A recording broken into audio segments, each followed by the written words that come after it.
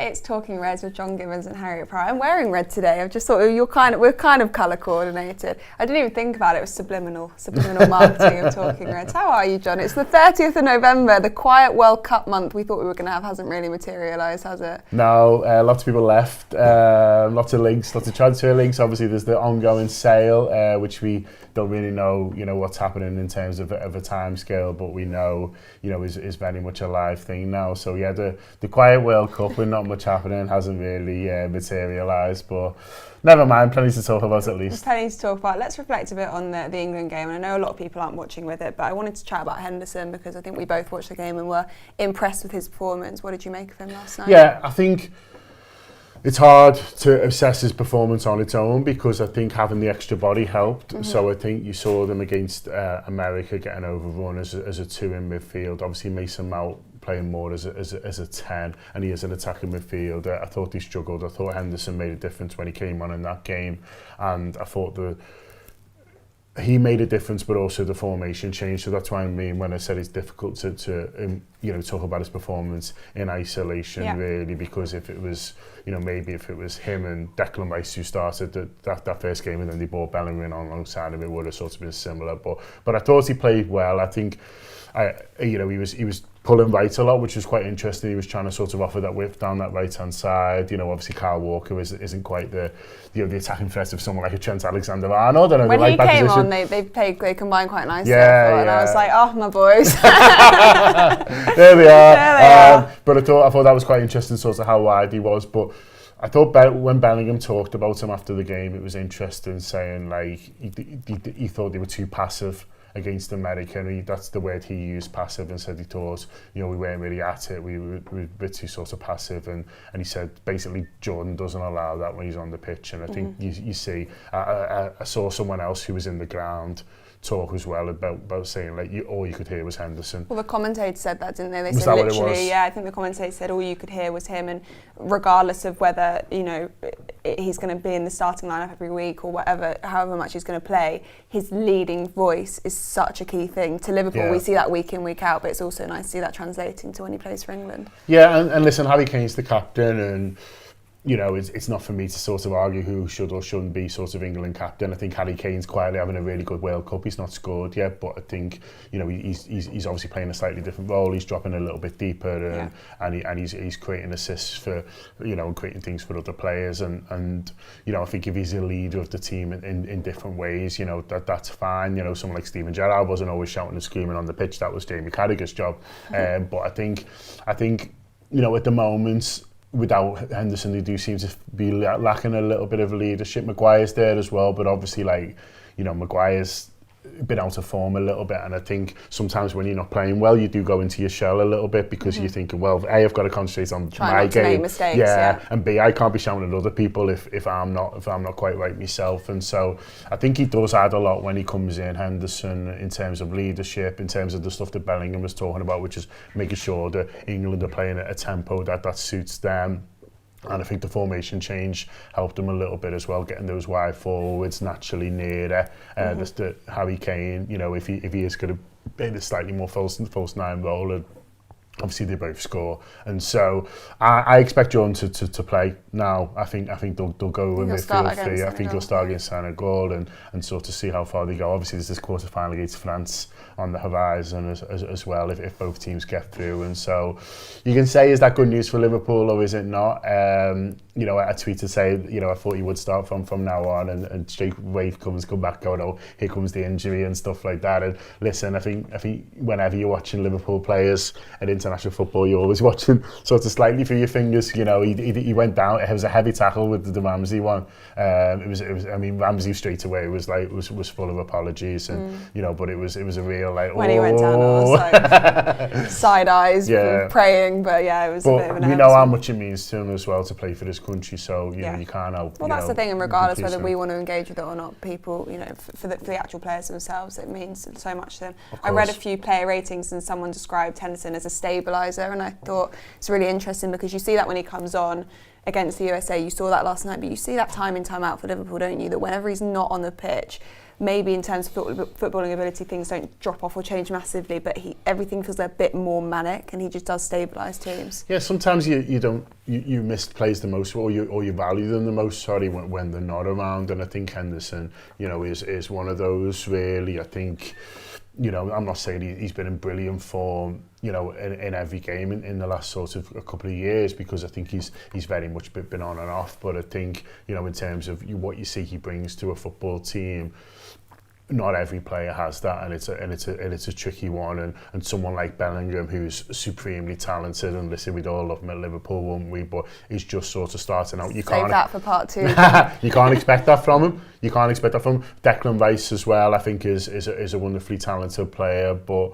Henderson's been there, done it. He's played much more European football. He's been around sort of winning squads. He knows what it takes to get a team over the line, or help a team get over the line, really. And so I just think he just added a little bit of something to this talented, young England side that I think the manager will stick with now. Yeah, 100%. Someone's asked in the comments whether Trent got in last night and how he did. He came on, I think, about the 60-70 minute mark, didn't he? And didn't see too much of him, but it was just nice to see him be involved, because I think for players like him who go away on these international trips, don't really get much game time, it must be deflating, it must be difficult to try and turn up in training and be positive when you're not going to get any game time. So at least he got a bit of a cameo. Yeah, the game was over by then, wasn't it? By the time he come on, I think it was 3-0, always certainly just about to be 3-0 when he comes on, and Wales had sort of given up really, so we didn't really have any defending to do, certainly. And from an attacking point of view, I think Liverpool had decided to put Liverpool. Slipped there. England had decided pretty much to sort of call it quits from there on as well, because obviously there's another big game on Sunday and saved themselves. And so, yeah, it wasn't the best situation to judge where he's at form-wise, but like you say, Harry, it's nice to see him get on, and sometimes players do go away to the World Cup and don't get a single minute, and that would have been a bit of a shame for him if that would have been the case. So he's played now, he's played in this World Cup, and we'll see, maybe Gareth Southgate will use him a little bit more moving forward, who knows. Stranger things have happened. Yeah, well, you're doing some World Cup catch-up videos next week, aren't you? But first of all, we're going to show you a clip from the review show video special, which Neil, Dan and Sean did in here, where they had all the props out, didn't they? They were enjoying being able to show things visually. So here's a clip from that show now. You factor in not just, the language barrier that he's had, because he's still trying to learn English. You then factor in the new side that he's joined. You then factor in how bad we've been at times during this spell, that he's had to come into that. And then you factor in that we've played multiple different formations and used him in multiple different roles and in different ways. He has done extremely well in them circumstances, and you feel like we're on a bit more of a crest of a wave now, if you like. And because of the performance against Southampton, you had all of the dynamite in and around the box that we've kind of seen, but outside of the box, you just saw a bit more consistency, and I think you saw him relax a little bit. Yeah, in a way. I think the hardest thing for him to do is in certain areas to drop down a few gears, because I think we've all sort of thought he only has one gear, and that's gear 6. Whereas now, you got the impression yesterday, especially when he's drifting across the pitch and he ends up on the right-hand side, he's just popping a couple of passes off. You felt like he's just a bit more maybe comfortable in his Liverpool skin, if you like. And we're starting to see a good balance, I think, with him in terms of his decision-making more commonly as well, in terms of when to pop it off and when to go himself. Why do you think it was just pure teething issue, that there's times, most notably Palace, where he is looking very sort of isolated, occupied by 2 centre-halves, a lot of back-to-goal going on. Talked about Salah, and we'll come on to talk about Salah and his role in this. And then Diaz as well, who does a lot of sort of, like we said on the other shows, a lot of left-wing type of stuff. There is a lot more integration now, isn't there? And there's a lot more of him finding spaces that are occupied otherwise by Liverpool's shape and their ability to move people around. I think there's teething issues for him, but I think the teething issues are for everyone. It's in that period of time where we're still trying to make a couple of other changes, as we discussed on the earlier shows. We're still trying to be, I think, a little bit more progressive with the 2 lads who end up playing sort of number 8 and then bursting right the way forward during that Palace game. I think we're still trying to do the stuff where Trent comes into here a little bit more, which exposed this area for the Zaha goal. And I think also as part of all of that, I think there is obviously a little bit of a, it's his first home game. He wants to impress. YouTube, press the button, become a member of the Anfield Wrap from the heart of the city of Liverpool. The best way to enjoy all your Liverpool-based videos, everything you need, every single day. It is the Anfield Wrap.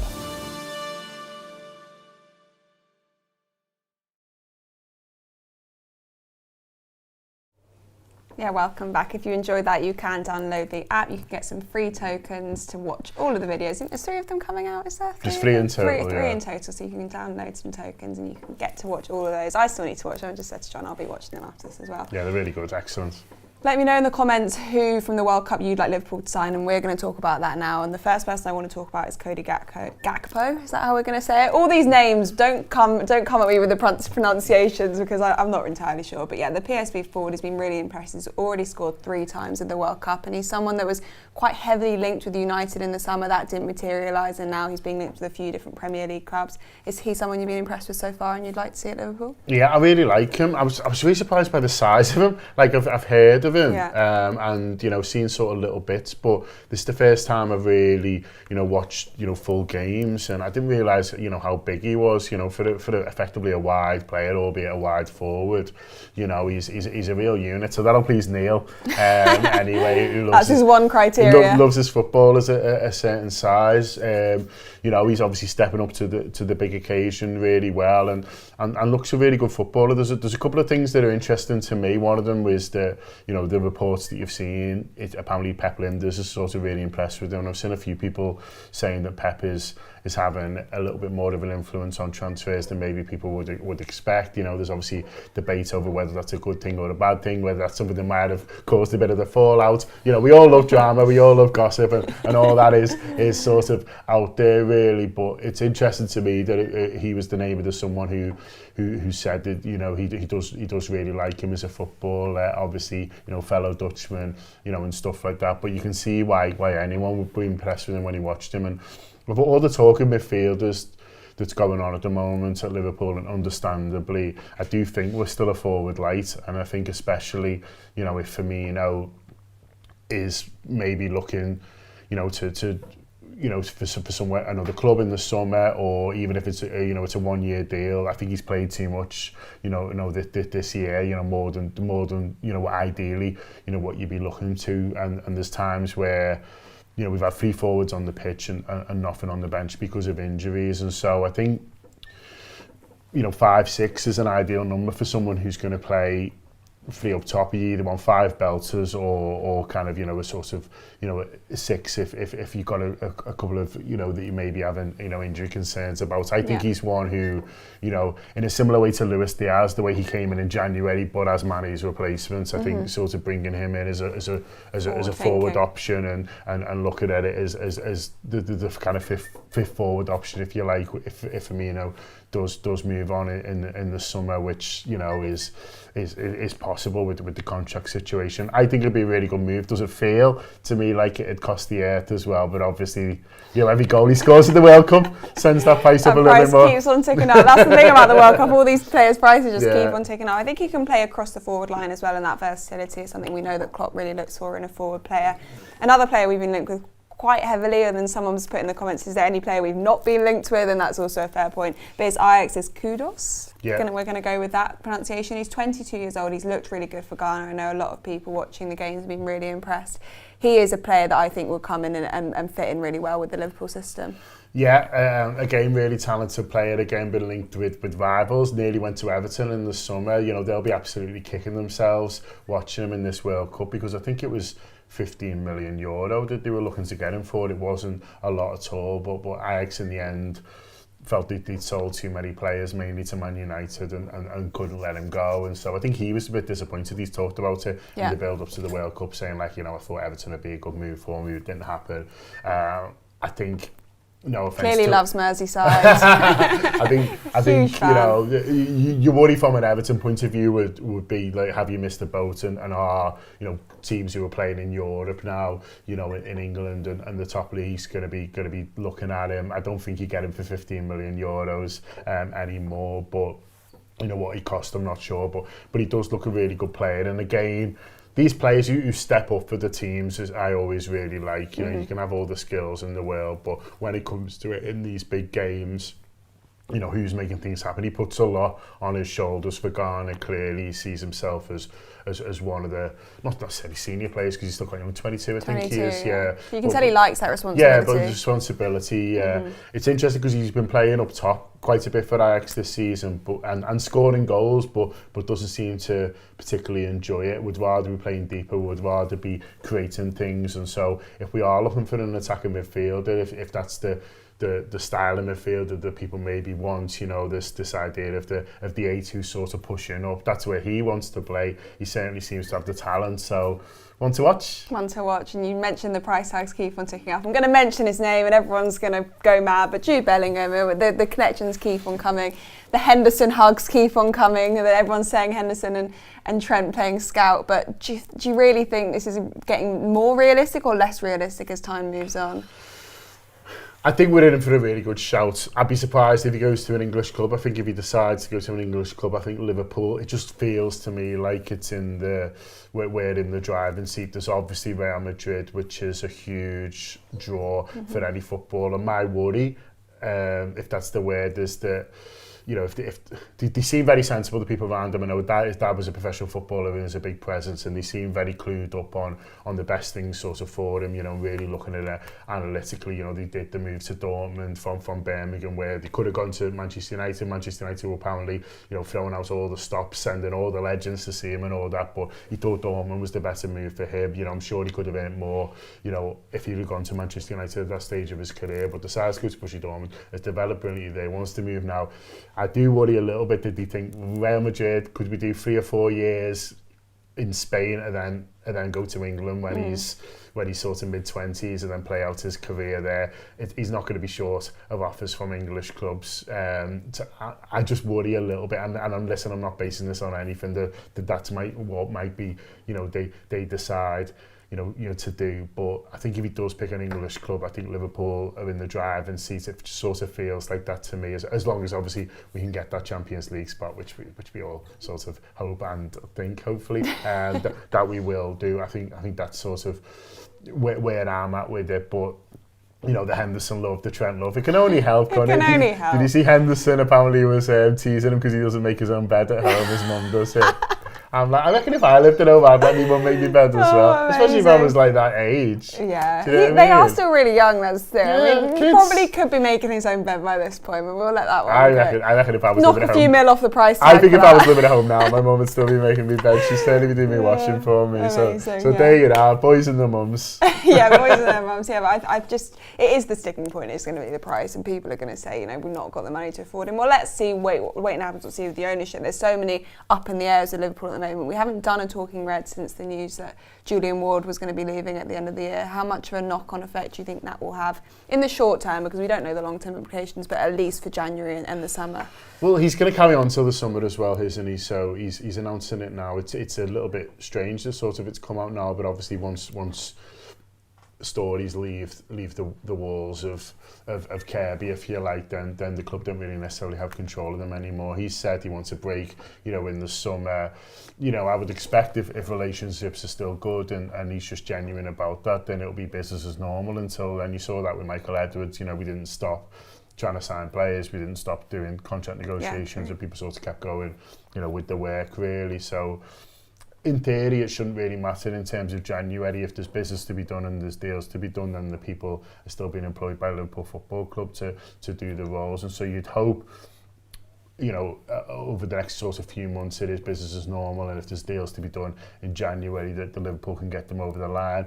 In the medium/long term, like you say, Harry, we just don't know really. It'll be interesting to see if Liverpool decide, like has been rumoured, to go in a slightly different direction with the football structure, or it is just a like-for-like replacement. We will wait and see on that. Interesting times? Yeah, very well, interesting times indeed. Well, let's have a look at some of the comments. I asked people to put in who they'd like to sign. I mean, a lot of Bellingham shouts, unsurprisingly. Caicedo as well, a shout for Gavi as well from Spain. I think some of these are even more unrealistic than Bellingham, and that's saying something, but you know, it's nice to have aspirations. Rabiot from France, Juventus, 27 in his prime. I looked at him when United were linked with him in the summer. Wasn't my favourite player, and don't know if he really fit the Liverpool system, but you know, loads of different options. John, have you done your Christmas shopping? We've taken a turn. I've done a little bit. I need to do more. I got like a little bit ahead and then like rested on my laurels. Is this from you, Harriet? Imagine you're just getting this through the post from the Anfield Wrap in our new premium packaging. Harriet, Michael, I've smashed it there, haven't I? Open it up. So see what nice. You've got. See what you get included in your. Obviously, all my team always get me Christmas presents every year. This is nice as well for you, little postcards in there, little thank you, well, Merry Christmas, and all that. Little sticker that you can, put on your, you fold it at work, whatever it is. I look at this t-shirt. It's one of Abby's ones. It's absolutely beautiful. These are the tops that we did with Abigail, who's a local fantastic artist who does some shows with us. I love them. I think they're so cool. Well. And this is the cop after the Barcelona game. Absolutely beautiful with all the team along the bottom there. So this was basically, Abby painted this on a canvas for us, on an A3 canvas, and then we had to get a printing company who was able to scan it in and then on there as well. So that's how those are done. So there we go. And we've got some different, these are all limited editions ones, aren't they, in time for Christmas? This is the Jurgen so we're only doing 200 of each. So once we've done 200, then that is the end on that. So there is the Klopp one and also a Thiago one as well. Yeah, Klopp all one, really nice. In honour of our documentary that's coming out very soon. So be sure to check in and keep up to date with all our socials, and you'll see the news for that.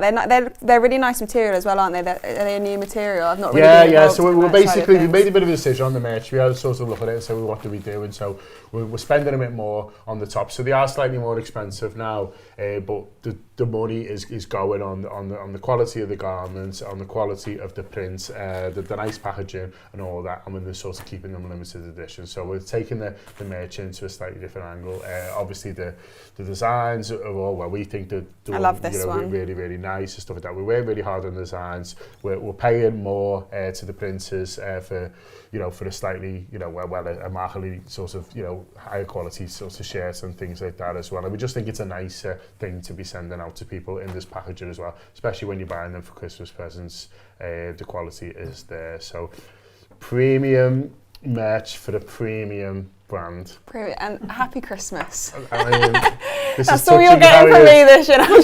A top that I've effectively still paid for. Yeah, exactly. It doesn't get any better than that, does it? You can also get gift cards. I can get you a tour gift card if you want it. Amazing. You can get subscriptions, 3 months, 6 months. Is that correct? You can get all 3, the 6 months. 12. 3 or 6 I love months that all Harriet's Christmas presents are going to be stuff she finds around here. You know what? My dad would love all of this. So he's probably got most of it. He's probably got most of it already. He comes in and he takes all the merch. Does pay for it. Anyway, we've got another exciting thing coming up in the run up to Christmas is loads of Liverpool games being played at home at Princeton Park. Starting West Ham this weekend, we've got Man City in the Conti Cup next week at home. Is it the Conti Cup? Yeah, I think they're through in the Conti Cup already. They're in a good position. And then we've got Leicester at home as well, all in the next few weeks at home at Princeton Park. Are you going to be going to any? Going on Sunday, yeah, looking forward to it. We're going to be doing a post-match show afterwards as well that Neil's going to be hosting live. I say live, it's going to be recorded in the Clipper, the Mersey Clipper. So come and have a beer with us before or after the game as well if you are going on Sunday. Just make sure you get your tickets in advance. You can get them pretty much right up to kick-off, I think it is, but there's no pay on the gate or anything like that. You need to get your tickets online, but it's really cheap, really good value, fantastic if you want to sort of take the kids or whatever, if you maybe struggle to get into Anfield, or you just want to experience the women's game if you've not been yet. Or you miss football. Yeah, exactly. You miss going. It's a good opportunity to get down, like Harriet said, a few home games coming up, but I'm going to take Ted on Sunday, I think, if it's not too cold, and see how he gets on. Not too cold at Prenton Park is a big ask. I know, it's freezing in July. I mean, what's going on? It is freezing I'll just wrap him up, get him a little hat. Yeah. A mighty red to cuddle, and he'll be fine, I'm sure. I'll be at the Leicester one next weekend as well, so there'll be lots of us there over the next few weeks. So yeah, do try and come down if you're able to. And you're doing a gutter in a bit, aren't you? So all of those lovely players we just talked about, you'll be talking about more behind the paywall. So do download the app, get your tokens, come and join us. I mean, we thought it was going to be a quiet month. It's turned into a really, really busy month. So come along for the journey with us. It's been great. We'll see you next week.